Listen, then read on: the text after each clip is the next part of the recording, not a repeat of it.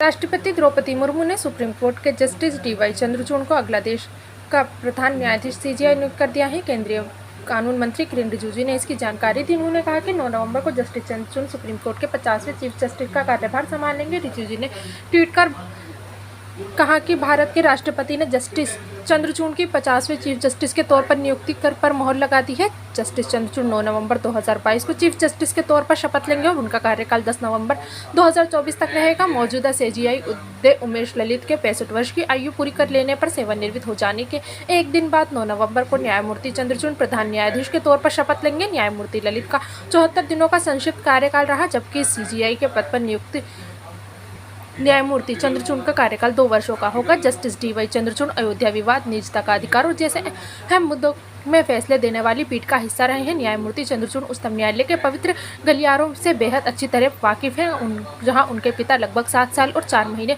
तक प्रधान न्यायाधीश रहे थे, जो शीर्ष अदालत के इतिहास में किसी सीजेआई का सबसे लंबा कार्यकाल रहा है। हालांकि न्यायमूर्ति चंद्रचूड़ ने व्यभिचार और निजता के अधिकार जैसे महत्वपूर्ण मुद्दों पर अपने पिता वाई.वी. चंद्रचूड़ के फैसले को पलटने में कोई संकोच नहीं किया था। न्यायमूर्ति चंद्रचूड़ देश में सबसे लंबे समय तक सीजेआई रहे न्यायमूर्ति वाई.वी. चंद्रचूड़ के बेटे हैं। उनके पिता 22 फरवरी 1978 को 11 जुलाई 1985 तक भारतीय न्यायपालिका के प्रमुख रहे थे। भारत के सर्वोच्च न्यायालय के 7 दशक से अधिक लंबे इतिहास में यह पहला मौका है जब पिता पुत्र दोनों ही इस पद पर आसीन हुए। असहमति को लोकतंत्र के सेफ्टी वॉल्व के रूप में देखने वाले न्यायमूर्ति चंद्रचूड़ कई संविधान पीठ और ऐतिहासिक फैसले देने वाली उच्चतम न्यायालय की पीठों का हिस्सा रहे हैं। इनमें अयोध्या भूमि विवाद, आईपीसी की धारा 377 के तहत समलैंगिक संबंधों को अपराध की श्रेणी से बाहर करने, आधार योजना की वैधता से जुड़े मामले, सबरीमला मुद्दा, सेना में महिला अधिकारियों को स्थायी कमीशन देने, भारतीय नौसेना में महिला अधिकारियों को स्थायी कमीशन देने, अभिचार को अपराध की श्रेणी में रखने वाली आईपीसी की धारा